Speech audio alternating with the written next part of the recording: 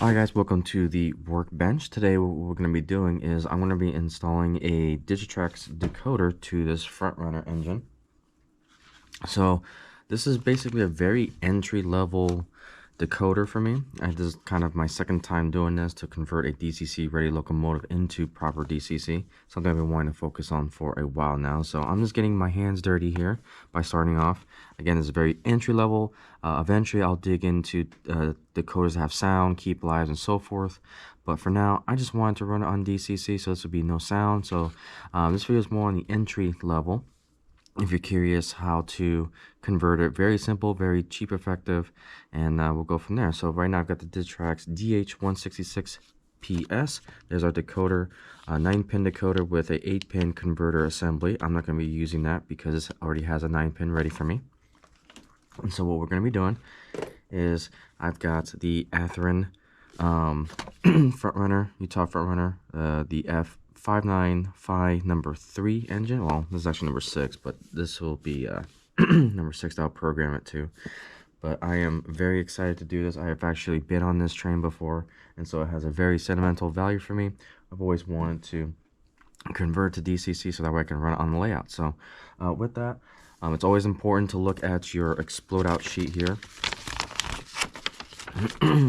So that way you can see exactly how the pin assembly works, how to disassemble your locomotive from the shell and so forth. So right here we've got the instructions to convert DCC, unplug the DC jumper board, and then plug in the decoder with either 9-pin plug or 8-pin plug. If the 8-pin connector is to be used, it'll have to be soldered into the adapter board. No resistors should be needed for the light bulbs. So what they're talking about here is I've already done it. This is the dummy board, or the jumper board, so that way it can be DC. And so I have already popped that out. I've also popped out the coupler box because I'm going to replace that with a number 5s. And so the way to pop this shell open is that you just have to pull it from the sides here of the frame, and it'll pop right out. So I gotta be careful here because we've got all the wires. And so here is this is where the dummy plug would have been. And so I'm going to go ahead and put our decoder into there.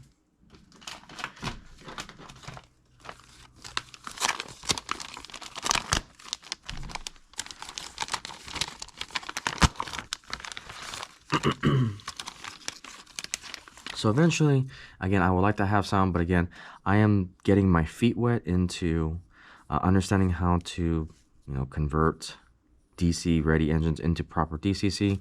As you see, it's got the little connector there for the keep alive, which will be my next step, just to get some experience with keep alives.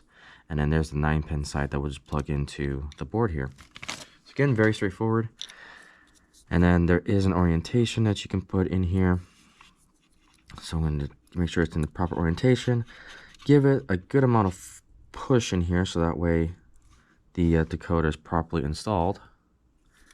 And that's it. So now I'm just going to try to tuck it away here and reassemble the shell.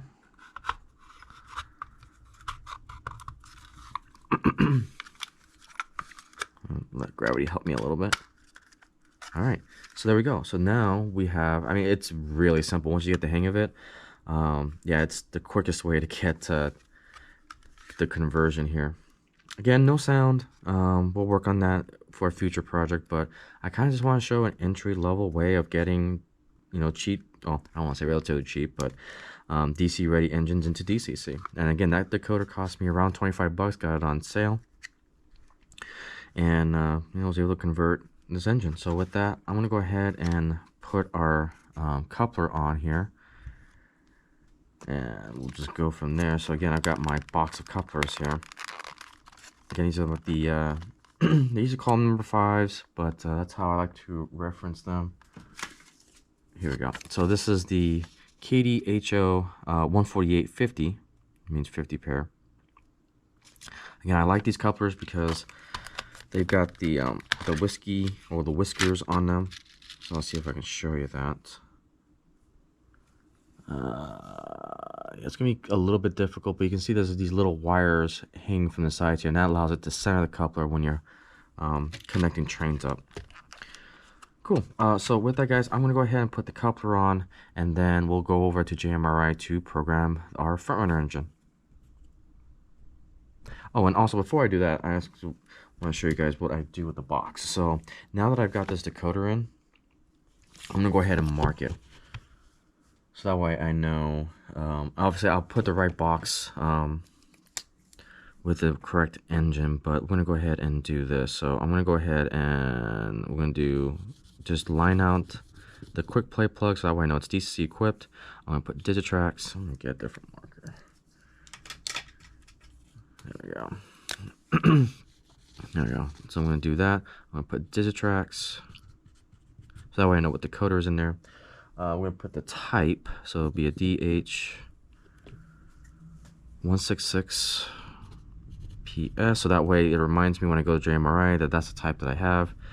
And then I'm just going to put a number 6, because it'll be to the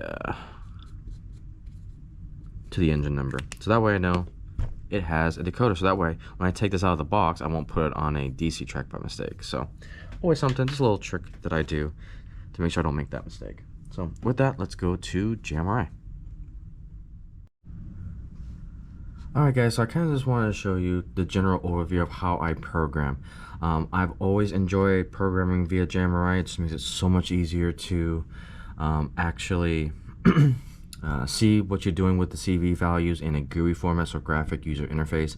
I've tried to do it via Digitrax before. It is really hard to do, so I highly recommend grabbing a PR4 and have an independent track, so that way you have a dedicated workstation for programming, so that way you don't have any mistakes when you're trying to do it with the CV values and so forth. So I've got my front runner on connected to my PR4 connected to JMRI on my computer.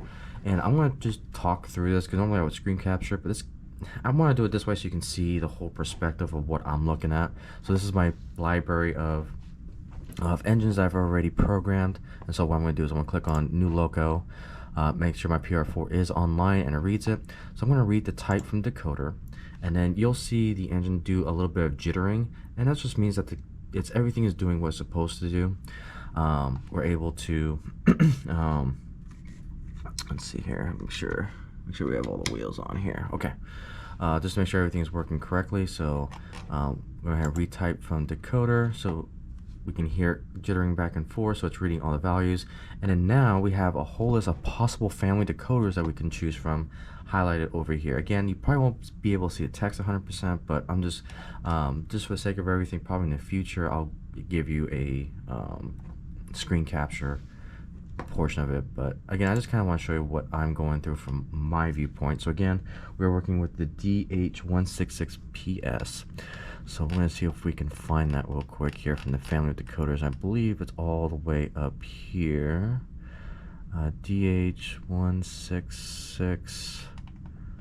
Let's see here. Where are you?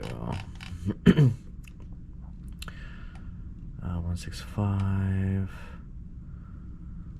Let's see here. It's literally let's see if I can find it here. DH166.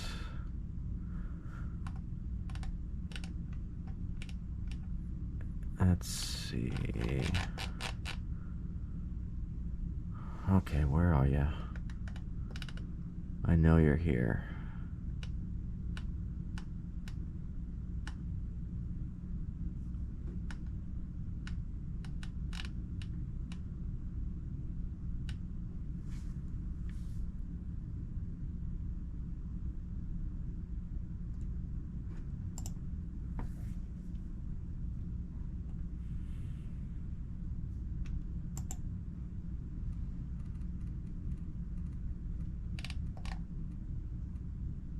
There we go. I had to reread it again to find the folder and then open this one up. But so we got the DH166. There we go. Papa Sierra. So now I can select that particular type of decoder, and now I can go ahead and add it to the inventory. So now we're gonna go ahead. Oops. Okay then. Let's see, functional map, lights. Okay, so the first thing I like to do is, man, this mouse is just driving me crazy. Okay, we're gonna go to basic. First thing I'm gonna do is I want to definitely switch my address. So first we're gonna read full sheet.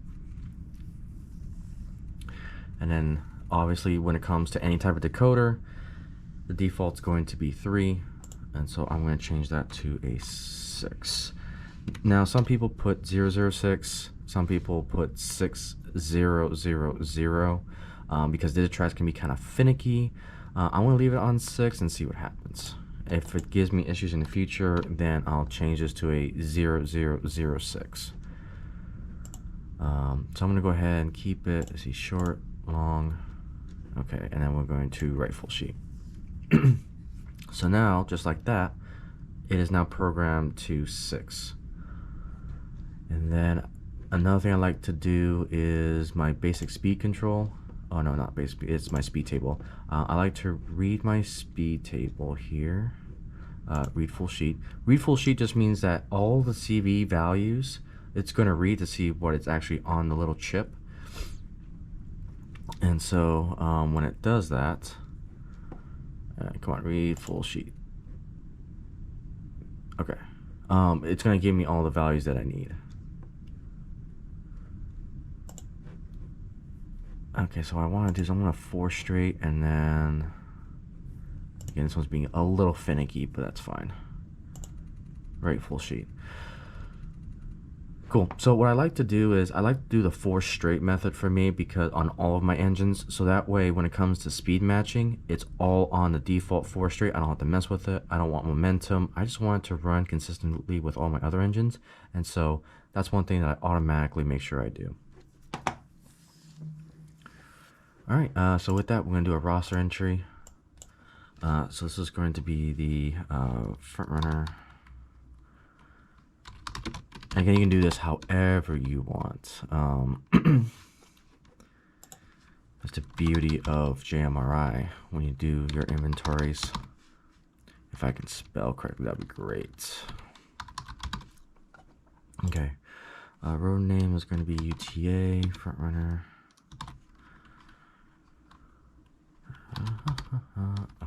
Not that. Okay, front runner. Road number is going to be 6. Manufacturer is going to be Athrun, if I remember correctly. Yep.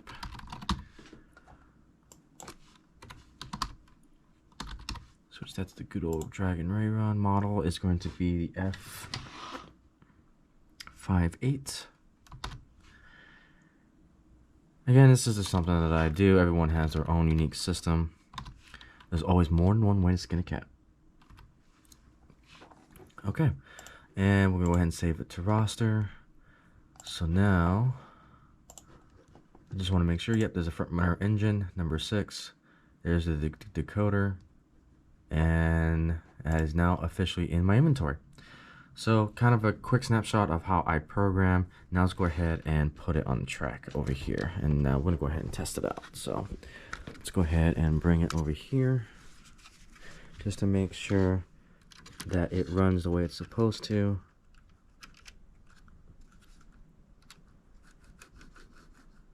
Okay. So with that, I will be right back. All right, so had to take a little bit of a pause because I had to set up my new controller here. This is the Samsung, I think A7 Lite tablet, and I wanted my engine driver on this because I love the LNWI that I have connected to the local net with Digitrax. And this is something that I've always liked. I love how I can see the buttons, I can see the functions. It's so intuitive for me. So I'm gonna go ahead and dial in 6 here, and let's go ahead and acquire. All right, and then we're gonna see if this works. So let's go ahead and put the light on here. So we got going in the forward direction. Let's see here. Let's see, short address. Let's go ahead and release it real quick. Select. We're going to select the long address. We're going to acquire it. Make sure I've got power here. Yep, I got power. All right, and this is why we test these things, because it looks like it is not going to cooperate. Let's see here.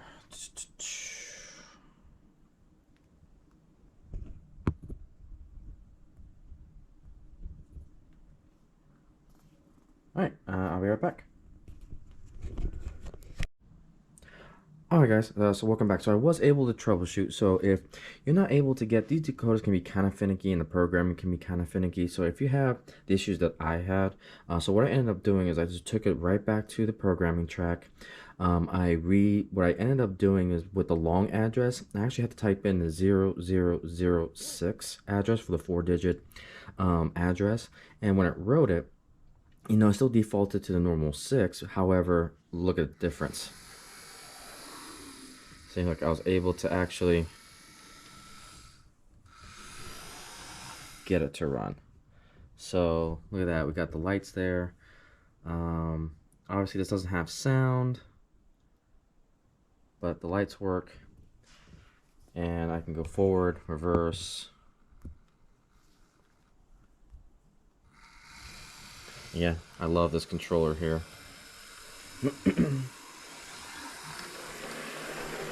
And there we go. Again, I apologize for all the lighting in here. Eventually I'm going to install LED lighting, so that way all these shadows and all these dark places will be a little bit better. But for now, we'll just work with what we got. But that is a successful DCC install for the Front Runner engine. So with that, thank you guys so much for watching, and I'll see you on the next video.